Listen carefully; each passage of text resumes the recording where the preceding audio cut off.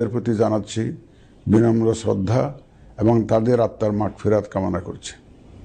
একই সাথে July August 2024-এর ছাত্র গণ অভ্যুত্থানে শহীদদের স্মৃতির প্রতি জানাচ্ছি আমার শ্রদ্ধা এবং তাদের আত্মার শান্তির জন্য দোয়া করছি।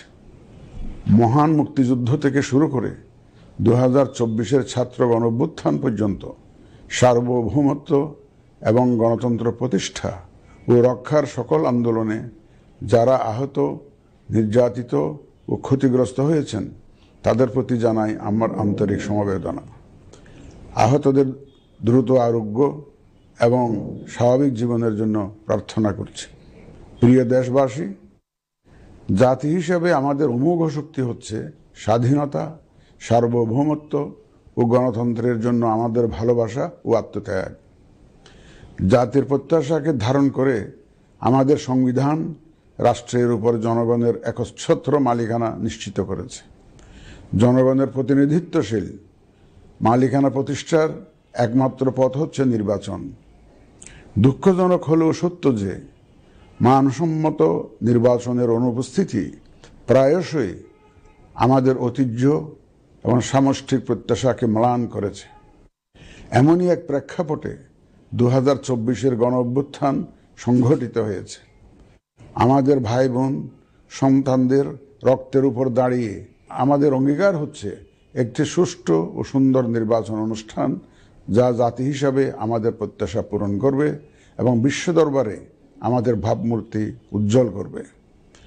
আমার দৃঢ় বিশ্বাস আপনারা একই প্রত্যাশা ধারণ করেন এবং একই অঙ্গীকারে অঙ্গীকারাবদ্ধ। প্রিয় দেশবাসী, সুষ্ঠু ও গ্রহণযোগ্য নির্বাচনের লক্ষ্যে গত এক বছরে আমরা বেশ কিছু গুরুত্বপূর্ণ কাজ সম্পাদন করেছি। একটি স্বচ্ছ নির্বাচনের পূর্বশর্ত হচ্ছে একটি নির্ভুল, পূর্ণাঙ্গ ও স্বচ্ছ ভোটার তালিকা। আমরা শুরুতেই এই কাজে হাত দিই।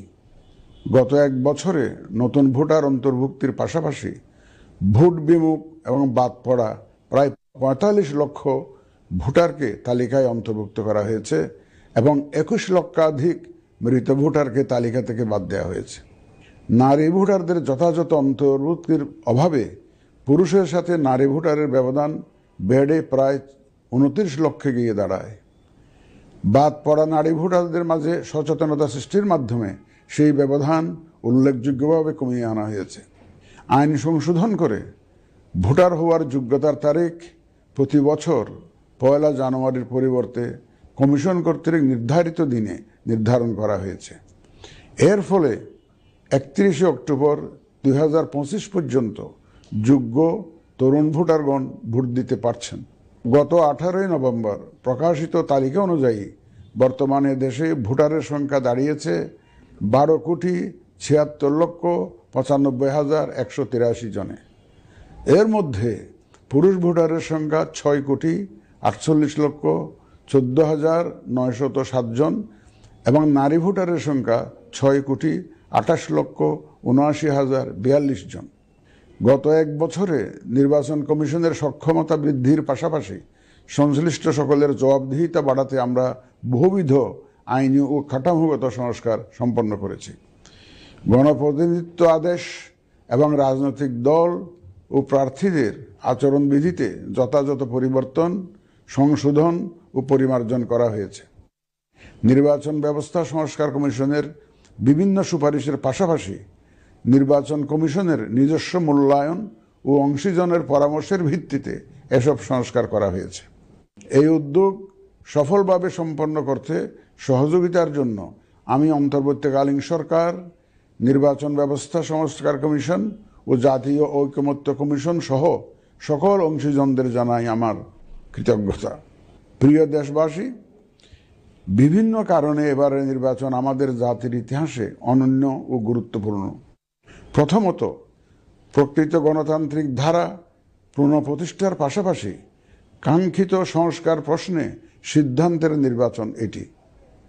এবার জাতীয় সংসদ নির্বাচন ও গণভোট একই দিনে অনুষ্ঠিত হবে, যা একটি নতুন অভিজ্ঞতা।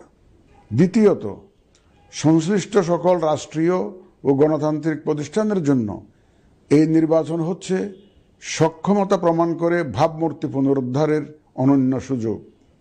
তৃতীয়ত, দীর্ঘ গণতান্ত্রিক আন্দোলন সংগ্রামের পর দেশের স্বার্থে রাজনৈতিক দলসমূহের মাঝে সৌহার্দ্যপূর্ণ গণতান্ত্রিক প্রতিযোগিতার ধারা প্রবর্তনের দাবি রাখে এই নির্বাচন। চতুর্থত, প্রায় অকার্যকর পোস্টাল ভোট ব্যবস্থাকে পরিমার্জন করে এই নির্বাচনে একটি কার্যকরী রূপ দেয়া হচ্ছে।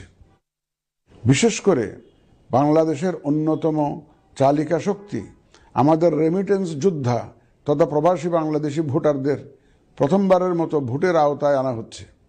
একইভাবে প্রথমবারের মতো ভোটের আওতায় আসছেন আইনি হেফাজতে থাকা ভোটারগণ। এছাড়াও নিজ নির্বাচনী এলাকার বাইরে কর্মরত সরকারি কর্মচারী এবং নির্বাচন অনুষ্ঠানের সাথে সম্পৃক্ত ব্যক্তিগণ পোস্টাল ব্যালটের মাধ্যমে এবার ভোট দিবেন। প্রিয় ভোটারবৃন্দ, ভোট আপনার শুধু নাগরিক অধিকারই নয়, বরং পবিত্র আমানত ও দায়িত্ব। এই দায়িত্ব সচেতনভাবে আপনারা পালন করবেন, এ আমার বিশ্বাস। যে কোনো ভয়ভীতি, প্রলোভন, প্রবঞ্চনা এবং সীমাবদ্ধতার ঊর্ধ্বে উঠে নিঃসংকোচে আপনাদের ভোটাধিকার প্রয়োগ করুন। আপনাদের নিরাপদ ও উৎসবমুখর অংশগ্রহণ নিশ্চিতকল্পে সংশ্লিষ্ট সকল প্রতিষ্ঠান ও বাহিনী কাজ করবে। ধর্ম, গোত্র, গোষ্ঠী, লিঙ্গ নির্বিশেষে সকলে এই আনন্দ আয়োজনে অংশগ্রহণ করুন। পরিবারের প্রতিবন্ধী, বয়স্ক ও সন্তান সম্ভবা মা সহ সকলকে নিয়ে ভোট দিতে আসুন। আমি আশা করি আপনাদের স্বতঃস্ফূর্ত অংশগ্রহণের মাধ্যমে ভোটের অনুষ্ঠান উৎসবে রূপ নেবে। প্রবাসে বসবাসরত প্রিয় ভোটারগণ, প্রবাস থেকে ভোটদানের জন্য নিবন্ধন কার্যক্রম গত 18 নভেম্বর থেকে চলমান আছে। আগামী 25 ডিসেম্বর পর্যন্ত পোস্টাল ভোট বিডি অ্যাপের মাধ্যমে পৃথিবীর যে কোনো স্থান থেকে ভোটদানের জন্য আপনারা নিবন্ধন করতে পারবেন। আপনারা এই সুযোগ গ্রহণ করে ভোটে অংশ নিন, দেশ গঠনে আপনাদের অধিকার বুঝে নিন। প্রবাসী ভোটারগণ ছাড়াও দেশের ভিতরের 3 ধরনের ভোটার পোস্টাল ব্যালটে ভোট দিতে পারবেন, যা ইতিমধ্যে উল্লেখ করেছি।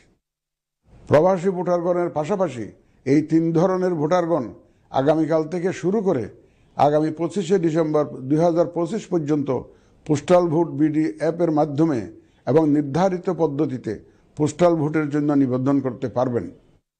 ব্যক্তি ভোটার ও প্রতিষ্ঠানসমূহের প্রতি আমার আহ্বান, আসুন আমরা আমাদের ভোটাধিকার নিশ্চিত করি এবং ভোটে অংশ নেই।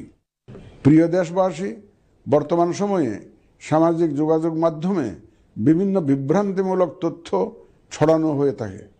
বিশেষ করে কৃত্রিম বুদ্ধিমত্তা ব্যবহার করে অসত্য তথ্য ও অপতথ্যের বিস্তার দিনকে দিন বেড়ে চলেছে। প্রতিপক্ষ দল ও প্রার্থীকে হেয় করার পাশাপাশি নারীদের প্রতি বিদ্বেষমূলক প্রচারণা আমাদের ঐতিহ্যকে ক্ষুণ্ণ করে এবং নির্বাচনকে কলুষিত করে। দেশের প্রচলিত আইন অনুযায়ী এসব রোধে প্রয়োজনীয় ব্যবস্থা গ্রহণ করা হবে। আপনাদের প্রতি আমার বিশেষ অনুরোধ, অসত্য এবং অসৎ উদ্দেশ্যে প্রচারিত কোনো তথ্যে কান দিবেন না, গ্রহণ করবেন না। মনে রাখবেন, অসত্য তথ্য শেয়ার করাও শাস্তিযোগ্য অপরাধ। আমি এবার নির্বাচনে অংশগ্রহণে ইচ্ছুক প্রার্থী এবং দলসমূহের প্রতি 2-1টি কথা বলতে চাই। আসুন আমরা আচরণবিধি মেনে একটি শান্তিপূর্ণ ও উৎসবমুখর নির্বাচন নিশ্চিত করি।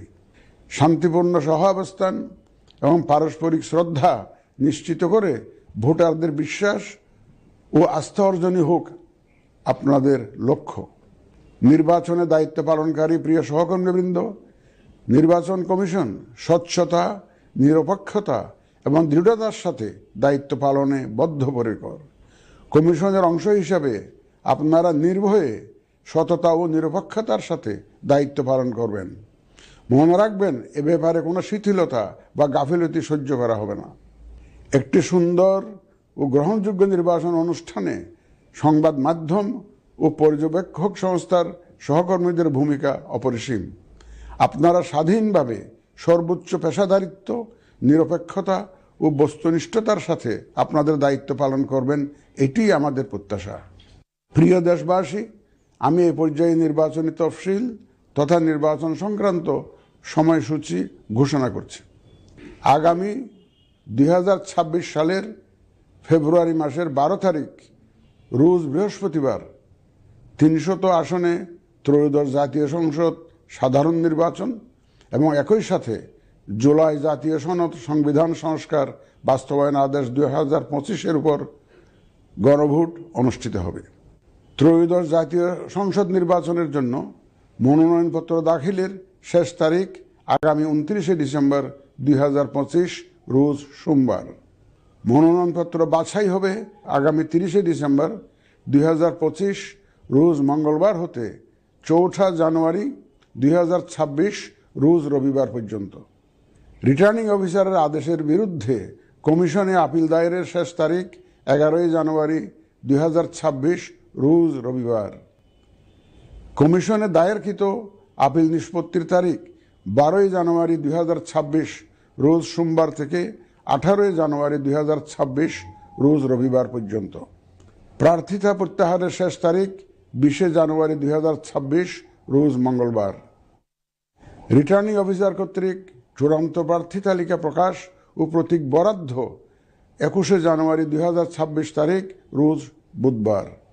নির্বাচনী প্রচারণা চলবে 22 জানুয়ারি 2026 রোজ বৃহস্পতিবার হতে ভোট গ্রহণ শুরুর 48 ঘন্টা আগ পর্যন্ত তথা আগামী 10 ফেব্রুয়ারি 2026 রোজ মঙ্গলবার সকাল 7:30 পর্যন্ত।